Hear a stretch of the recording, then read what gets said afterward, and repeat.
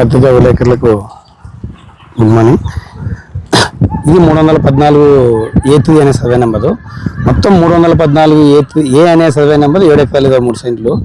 ఈ 7 ఎకరాల 23 సెంట్లో రస్తపదం పోగిది. రస్తపదం పోగు అయితే 1946లోనే దీన్ని అబాలిష్ చేస్తూ A1, A2, A3, A4, A5 అని 4 సబ్ డివిజన్లు చేయడం జరిగింది. చేసి A3 అనే సబ్ డివిజన్ 3 ఎకరాల 21 సెంట్లని అయ్యప్ప అనే ఆయనకి గవర్నమెంట్ పట్టా ఇవ్వడం జరిగింది. కోసిక అయ్యప్పకి పట్టా ఇచ్చిన తర్వాత 1977లోన 82లో ఈ మొత్తం 2 ఎకరాల 63 సెంట్ల భూమిని మల్లయ్యకు అయ్యప్పకు అంపన్నకు ఇద్దరికి రిజిస్టర్ చేయడం జరిగింది. దాని తర్వాత 2016లో ఇది రెడ్ మార్క్లో పెట్టినారు. ఎందుకని 314 సర్వే నెంబరు రస్తపదం పోగుందని రెడ్ మార్క్లో పెట్టిన తర్వాత మేము ఫస్ట్ ఎంఆర్ఓతో పోయి చూపించినాం అన్ని లెటర్లు. ఎంఆర్ఓతో చూపించినాక ఎంఆర్ఓ స్టేట్మెంట్, తర్వాత సబ్ కలెక్టర్ స్టేట్మెంట్, తర్వాత కలెక్టర్ మౌర్య, ఇంతకుముందు ఐఏఎస్ మేడం మౌర్య మేడం కనుక మౌర్య మేడం ఒకటే 1954కి ముందు కనుక పట్టా ఇచ్చి ఉంటే నేను ఏదైనా చేస్తానని చెప్పింది. దాని తర్వాత CCLకి ఒక లెటర్ రాసింది మేడం. ఏమని 1954కి ముందు ఎస్సీ వాళ్ళకి ఎవరికైనా అగ్రికల్చర్ పర్పస్ కోసం పట్టా ఇచ్చి ఉంటే ఆ పట్టాని ప్రొహిబిటెడ్ లిస్ట్ నుంచి తీసేయచ్చా తీయకూడదు అంటే దానికి CCL ల్యాండ్ అడ్మినిస్ట్రేషన్ ఆఫీస్ వాళ్ళు ఒక లెటర్ ఇచ్చినారు. Whether these government lands are assigned to depressive classes for agriculture purpose prior to 1954 are to be deleted from 22A1 or not అని ఈమె క్లారిఫికేషన్ అడిగితే వాళ్ళు clarification issued. Lands assign to depressive classes for agriculture purpose prior to 1954 with or without condition of alienation and either case of pattas are available or not but basing on the revenue records sumoted it will be deleted from the 22A column list అని ఇచ్చిన తర్వాత దాన్ని base చేసుకొని collector madam deletion చేసింది. Deletion చేసిన తర్వాత మేము registration చేసుకున్నాం. ఈ 2 ఎకరాల 33 సెంట్ల మొత్తం ల్యాండ్ ఓనర్స్తో రిజిస్ట్రేషన్ చేసుకొని LRSకి పెట్టిన. అప్పుడే దీంట్లో 3 ప్లాట్లు అమ్మినాం. దీన్ని LRS చేపియాలని చెప్పేసి గవర్నమెంట్ పెట్టిన ఆప్షన్లో LRSకి పెట్టినాం.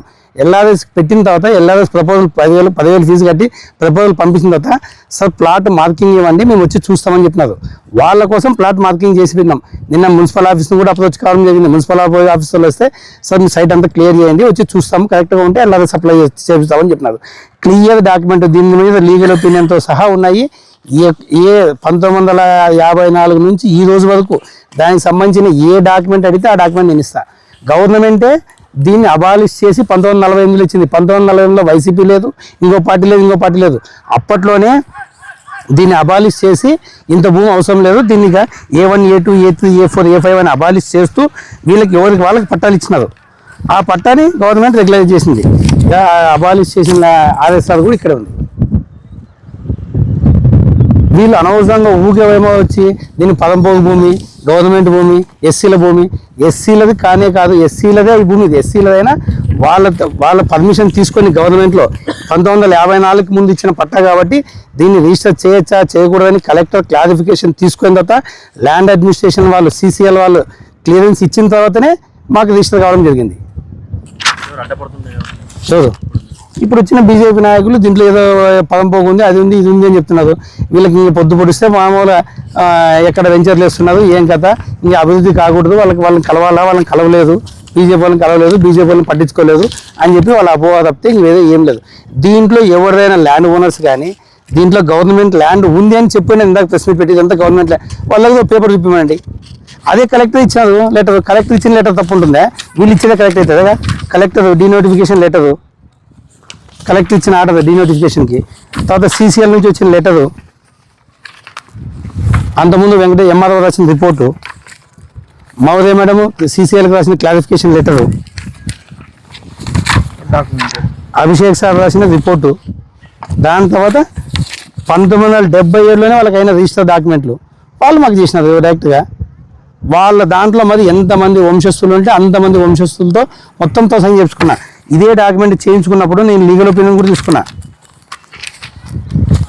Jeevan Singh sir legal opinion రాస్తే దీంట్లో ఇంకా ఆడపిల్లలు ఉన్నారు, ఆడపిల్లలతో సైన్ చేసుకుంటే టైటిల్ కరెక్ట్ అవుతుందంటే ఆడపిల్లలతో కూడా ఒప్పుదల రాపించుకున్నాను నేను. లీగల్ ఒపీనియన్లో సబ్జెక్ట్ టు కండిషన్ అని చెప్పి property subject to getting ratification deed from Pushpavati, Rukmini and Manikyabai daughters of Mallaiah అని చెప్పి రాస్తే వాళ్ళ ముగ్గురిని పిలిపించుకొని వాళ్ళకి మరి 3 ప్లాట్లు ఇచ్చి వాళ్ళతో రాటిఫికేషన్ కూడా తెచ్చుకున్నాను. దీంట్లో ప్రొహిబిటెడ్ ప్రాపర్టీ లిస్ట్లో ఉంది. ప్రొహిబిటెడ్ ప్రాపర్టీ లిస్ట్లో కలెక్ట్ తీసేసినాను, నేను చేసుకున్నాను, ఏమన్నా కలెక్ట్ తీసినారు. ఇది మామూలు డాటెడ్ ల్యాండ్స్లో కూడా తీసింది కదా, కలెక్టర్ సపరేట్ ఆర్డర్ ఇచ్చి తీసేసింది. ఇది ఇంత పక్కా ల్యాండ్ పట్టుకొని వాళ్ళు ఒక మట్టి ఒక బుర్ర వేసిపోతుంది, మీరు కడుక్కొని అన్నట్లు ఉంటుంది వాళ్ళ పద్ధతి. పోయి వాళ్ళని కలిసాలా, కలిస్తే సరిపోతుంది, కలవకపోతే ఇట్లా. ఏ రకంగానే మీకు తెలుసు, మాకు తెలుసు, ఇంకేం తెలియదు ఏమన్నా ఉంది ఇట్లానా. సరే కబ్జా అనడానికి ఒక్క ఆధారం చూపించాలి కదా. ఎవరు అనే ఇది గవర్నమెంట్ ల్యాండ్ అని అంటున్నారు కదా, చూపిమని గవర్నమెంట్ ల్యాండ్ అని. సరే గవర్నమెంట్ ల్యాండ్ అని చెప్పి ఎవరు రెవెన్యూ వాళ్ళు ఇచ్చిన క్లియరెన్స్, ఇదే ఎంఆర్ఓ క్లియరెన్స్ ఇచ్చింది, ఇదే సబ్ కలెక్టర్ క్లియరెన్స్ ఇచ్చినాడు అభిషేక్ సారు. తర్వాత కలెక్టర్ మౌదయ మేడం దగ్గర పోయింది, మౌదయ మేడం డౌట్ వచ్చింది క్లియరెన్స్ చేయకూడదు అని. సీసీఎల్ లెటర్ రాసింది, ఈ విధంగా ఉంది, దీన్ని చేయొచ్చా చేయకూడదు అని. ఆ సీసీఎల్ వాళ్ళు లెటర్ ఇచ్చినారు, దీన్ని చేయొచ్చు అని చెప్పేసి. సీసీఎల్ వాళ్ళు చేసిన తర్వాత కలెక్టర్ ఇచ్చింది ఆర్డరు. ఇంకా రెవెన్యూ వాళ్ళే చేసినా కదా, ఇంకా కబ్జా గవర్నమెంట్ ల్యాండ్ ఎక్కడైతుంది? ఇది రెవెన్యూ వాళ్ళే క్లియరెన్స్ చేసినాక గవర్నమెంట్ ల్యాండ్ ఎక్కడైతుంది? ఇప్పుడు రెవెన్యూ వాళ్ళు ఏదైనా వాళ్ళ ల్యాండ్ అంటే రెవెన్యూ తెలియకోకుండా ఈరోజు కబ్జా చేసింటే కొత్తగా ఏమైనా వచ్చి ఇంకా రెవెన్యూలో ఏం తెలియదు కదా సార్. నీకే రెవెన్యూ వాళ్ళు క్లియరెన్స్ చేసి ఇచ్చినారు, కలెక్టర్ ఇచ్చింది. కలెక్టర్ కన్నా పెద్ద ఎవరు? సీసీఎల్ ల్యాండ్ అడ్మినిస్ట్రేషన్ ఆఫీసర్ కూడా ఇచ్చాను లెటరు, దీన్ని క్లియర్ చేయండి అని చెప్పేసి, చేయొచ్చు అని. సుమోటో చేయమని చెప్పినాను, మళ్ళీ మేము పెట్టిన అర్జీ కాదు, సుమోటోగా. నేను స్పెసిఫిక్ ఆర్డర్ చదివిస్తాను కాబట్టి ప్రొడ్యూస్ చేసి చూపించాలి. Lands assigned to the depressed classes for agriculture purpose prior to 1954 with or without condition of annulation. దీంట్లో ట్రాన్సాక్షన్ జరిగినాయో చూడొద్దండి. either case of pattas available or not చూడొద్దాం, అలాగే పట్టా ఉందో లేదో కూడా చూడొద్దండి. But basing on the revenue records can be deleted on suo motu from 22A1 as per GMS number 575 but 2018లో ఇచ్చింది గవర్నమెంట్. ఇది 2018లో జీవో ఇచ్చింది గవర్నమెంట్, యాజ్ పర్ 575 గవర్నమెంట్ ఇచ్చింది చంద్రబాబు నాయుడు ఇచ్చిన గవర్నమెంట్ జీవో ప్రకారమే తీసేసినారు దీన్ని. మరి 2019లో జగన్ గవర్నమెంట్ ఇచ్చిన జీవో కాదు ఇది, 575 జీవోగా, జీవో MS నెంబర్ 575 2018. వాళ్ళు ఇచ్చిన చంద్రబాబు నాయుడు ఇచ్చిన జీవో ప్రకారమే ఈ ల్యాండ్ ప్రొహిబిటెడ్ నుంచి తీసినారు. ఇంతకన్నా ప్రూఫ్ ఏం కావాలా? వైసీపీ గవర్నమెంట్లో కబ్జా చేసినారు, 2018లోనే జీవో ఇచ్చినారు. ఏమని 1954కి ముందు ఏవైనా పట్టాలు ఉంటే అవి ఇచ్చి ఉంటే డిప్రెస్డ్ క్లాసెస్కి ఇచ్చింటే కూడా ప్రొహిబిటెడ్ లిస్ట్లో నుంచి తీయమని ఇచ్చినారు.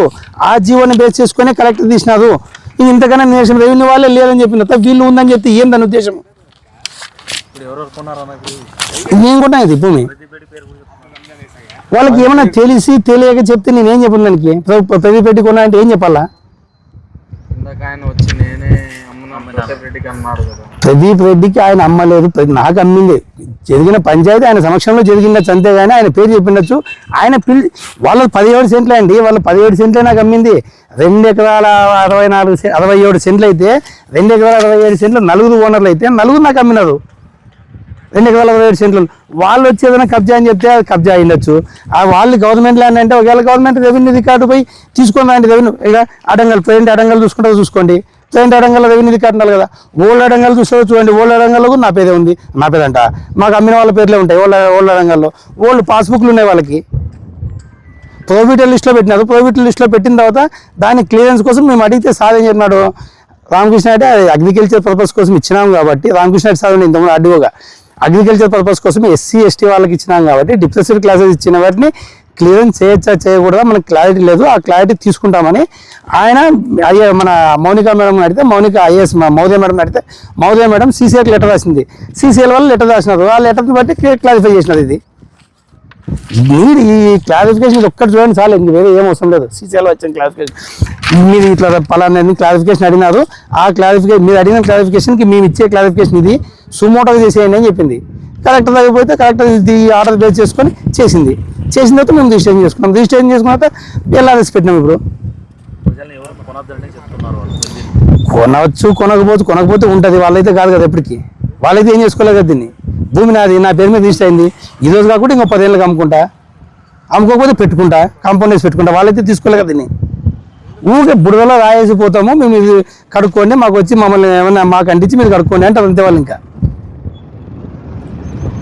మీడియా ద్వారా మీకు మేమైతే డాక్యుమెంట్ చూపించినాము, వాళ్ళు ఏదైనా పేపర్ చూపిస్తే వాళ్ళు ఏదైనా ఒక్క డాక్యుమెంట్ వచ్చి ఈ డాక్యుమెంట్ ప్రకారం మీరు మీకు చెల్లదని చూపిస్తే ఈ ప్లాట్ ఇట్లా దీనికి వదిలిపెట్టిపోతాం. మీరు మాదం గుడికి రాచిపోతాయి.